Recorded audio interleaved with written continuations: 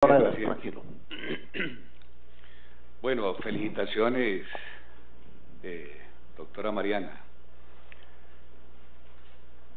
Yo soy de la oposición, soy del Polo Democrático Alternativo. Pero no es la oposición a las personas, es la oposición a las políticas. Si hay políticas que le sirven al país, pues nadie puede estar en desacuerdo.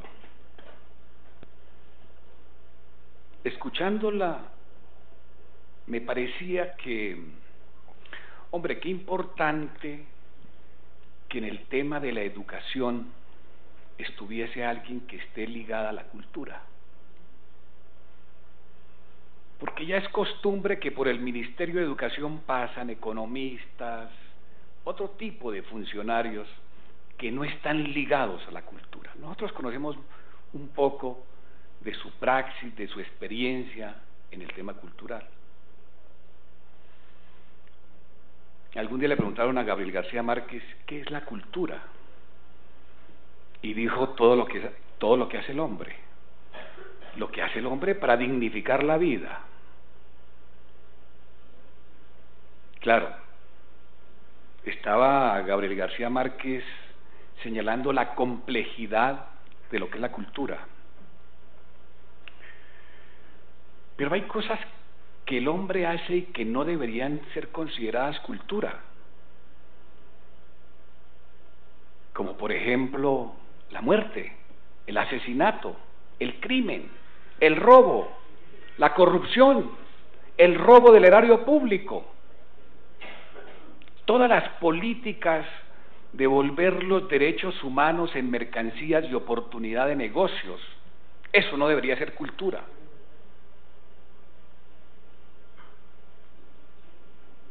O entregar los recursos de un país a la explotación y misericordia de transnacionales. Eso no debería ser parte de la cultura.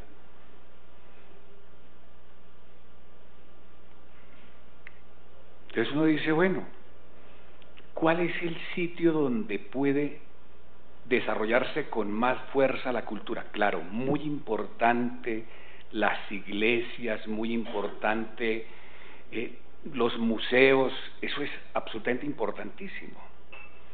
Pero ¿qué tal una educación que no produzca cultura, señora ministra? Es que en las escuelas son los contenidos educativos los que pueden generar cultura, porque es que la cultura es lo que hace el hombre. Y un ser humano bien educado es un hombre culto.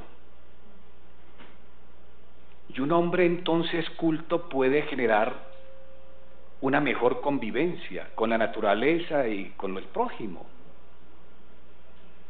Yo me pregunto por qué no beben de las fuentes de la cultura cuando se inventan los contenidos educativos.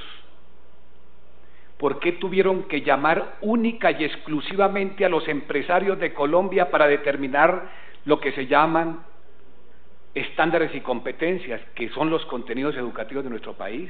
Y no fueron a beber en las fuentes de la cultura, del folclore, de la danza, de la poesía, de la pintura. Ese es el tema que uno tiene que mirar, claro.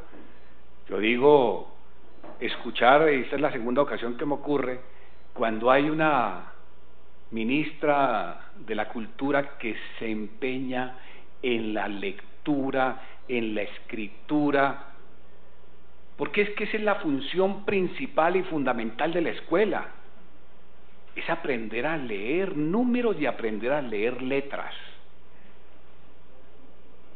Y eso permite pensar. Y después una etapa siguiente es pensar ya no en simple, sino en complejo. Me parece que el primer centro cultural, los primeros centros culturales que deben existir en Colombia son las escuelas y colegios y universidades de este país. Y por supuesto que hay que rescatar otros temas que aquí se han planteado. Pero voy a lo más feo del paseo. y es el tema económico. Entonces, 29 billones largos de pesos para la educación, comparados con los 360.000 millones de pesos para el año 2015, realmente es algo absolutamente desigual. Trabajar con la miseria es muy complicado. Distribuir miseria es muy difícil. Aquí dijo el doctor Ángel Custodio, es que la sábana no da más, y entonces si la tiramos mucho se nos rompe y quedamos desnudos. Pero digo, bueno, si han hecho esfuerzos, y lo que voy a decir no es para decirles acabemos las normas que medio han financiado en algo la cultura, pero llamo la atención a lo siguiente. Por ejemplo, la ley 788 del 2002, sí, colocó unos impuestos a la telefonía. Y todos los impuestos finalmente los terminan pagando los usuarios. El empresario siempre sacará su utilidad y eso se lo descarga al usuario. Pero la ley 1379, que decía el doctor Ángel Custodio,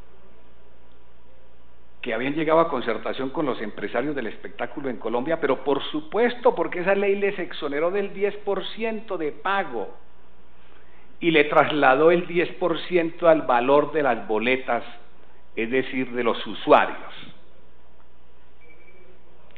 Y si uno observa lo de la ley 1493, que es el de los espectáculos, estaba equivocado, pero si uno observa la 1379, pues sí, se hizo una especie de estímulo tributario para quienes aporten a las bibliotecas. Bueno, se habla de que hay que luchar por la ley del patrimonio sumergido. Eso está bien. Pero hay un patrimonio y una riqueza que no está sumergida, que está a la vista, que son nuestros recursos del petróleo, del carbón, tantos recursos que cuando uno observa la tributación, pues oscila entre el 8 y el 12%. Yo me pregunto si en el Plan Nacional de Desarrollo próximo no vale la pena que pensemos en una reforma, sentar unas bases allí o hacer una reforma tributaria, pero no pensando en el bolsillo de los colombianos, no pensando en seguirle sacando más impuestos a los colombianos, sino pensando en estudiar qué tan convenientes son esas exenciones que le hemos hecho al gran capital internacional, porque ni siquiera se están beneficiando los empresarios nacionales en muchos casos. Yo creo que vale la pena que estos temas, como lo de la cultura, tiene que ser un tema, y la educación, porque van muy ligados, educación y cultura.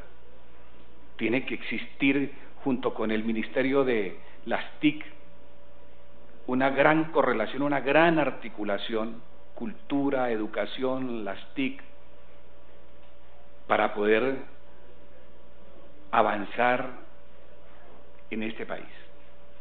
Yo estoy de acuerdo con quienes han expresado que hay que quitarle el dinero a la guerra, que hay que quitarle el dinero a la corrupción, que hay que quitarle el dinero a quienes se han expoliado este país de manera inmisericordia. Hay que revisar esos temas, de lo contrario, no nos digamos mentiras. Aquí podemos llenarnos de muy buenos propósitos en el tema educativo, en el tema cultural, pero si no avanzamos en el tema de la financiación de un presupuesto para la paz, porque quiero decir otra cosa, hablamos de la paz, todo el mundo, yo he escuchado aquí a la doctora Susana, al doctor Eber, al doctor Fernández, al doctor Prieto, todos estamos de acuerdo con la paz. Pero sin embargo, si uno observa toda esa cantidad de proyectos de ley, pues me da la sensación de que no existe agenda legislativa para la paz. Y aquí tenemos que hacer un alto en el camino, los de la oposición, los del gobierno, y ponernos de acuerdo a ver cuál es la agenda para la paz. Yo asumo que rápidamente se irá a firmar, a negociarse ese conflicto armado en La Habana, pero ojalá que lleváramos ya avanzada una propuesta para que los colombianos, cuando se les pida su opinión si ratifican o no la paz, o ese proceso de La Habana, esos acuerdos, sepan que hay una agenda que estaría en camino y le daría la confianza a los colombianos, y por supuesto que en esa agenda legislativa para la paz ocupa un primerísimo lugar el tema de la educación, el tema de la cultura, el tema del desarrollo tecnológico, el tema de la ciencia, el tema de la tecnología, el tema de la innovación, pero también el tema de la democratización de la economía de este país, y de que los recursos y nuestras riquezas sirvan para el desarrollo de los colombianos y no solamente para el desarrollo del gran capital internacional. Muchas gracias.